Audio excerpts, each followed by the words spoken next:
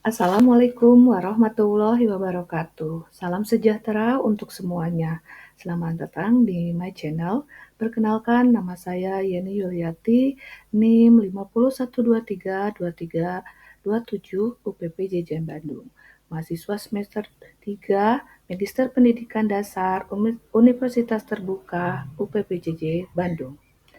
Dalam sesi ini, saya akan menjawab melalui opini pada mata kuliah MPDR 5302 Studi Komparatif Pendidikan Dasar di berbagai negara dalam topik kesetaraan gender dalam pembelajaran sains di sekolah dasar. Banyaknya kasus di SD di mana guru lebih banyak memberikan perhatian kepada siswa laki-laki dalam pembelajaran sains, sementara siswa perempuan kurang dilibatkan. Dan itu berdampak pada siswa perempuan merasa kurang motivasi serta kehilangan kepercayaan diri dalam pembelajaran sains. Berdasarkan kasus tadi, berikut artikel yang akan saya analisis dari Salsabila, Hasanah dan Mutakin Lestari dengan judul Gender Inclusiveness in Student Learning Material Study of Elementary School Context in Indonesia. Dari artikel, saya bisa menganalisis rumusan masalahnya, yaitu gender berarti peran laki-laki dan perempuan yang dibentuk oleh masyarakat. Maksudnya, gender itu bukan dari fisiknya, secara fisik laki-laki ataupun perempuan. Jadi, gender di sini adalah kebutuhan sosialnya. Kemudian, masih banyaknya ketidakadilan antara laki-laki dan perempuan di sekolah dasar karena adanya budaya dan kebiasaan yang tidak adil. Budaya yang dimaksud adalah ketika budaya patriarki atau matriarki yang terdapat di masyarakat, serta kebiasaan-kebiasaan yang tidak adil seperti menganggap bahwa perempuan itu lemah dan menganggap bahwa laki-laki itu sangat kuat. Kemudian bahan ajar seperti buku pembelajaran ataupun bahan ajar sangat penting untuk mengajarkan kesetaraan gender kepada siswa sejak dini. Dan masih banyaknya buku yang memuat gambaran yang tidak adil antara laki-laki dan perempuan, baik secara cerita maupun secara gambar. Dari hasil dan pembahasan, saya analisis bahwa penelitian tersebut tentang kesetaraan gender dalam bahan ajar di sekolah itu masih sedikit.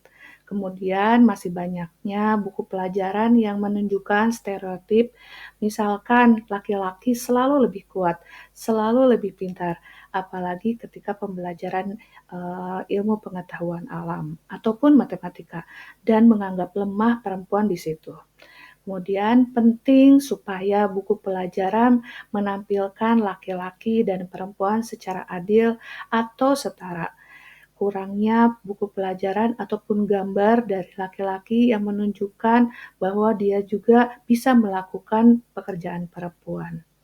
Kemudian, dengan bahan ajar yang baik, siswa bisa belajar tanpa prasangka gender.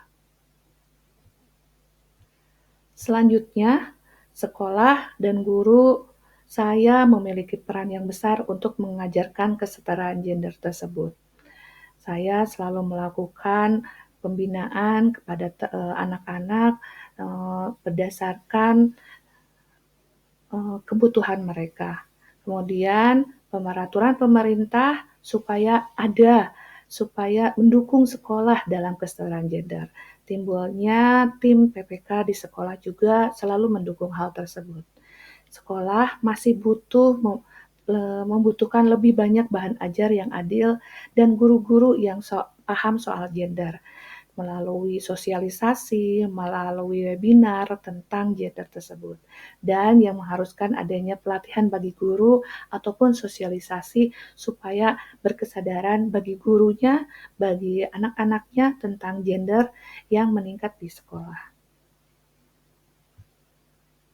Berikut implikasi dan penerapannya saya di sekolah, yaitu dengan menggunakan buku pelajaran, bahan ajar yang menunjukkan bahwa laki-laki dan perempuan dengan cara yang adil. Ketika melihat ada buku ataupun bahan ajar, saya berusaha untuk menyekipnya atau menjelaskannya dengan bahasa yang baik, dengan tidak menurunkan bahwa perempuan itu selalu lemah. Kemudian memberikan pelatihan kepada guru supaya mereka lebih paham dan bisa mengajarkan soal kesetaraan gender.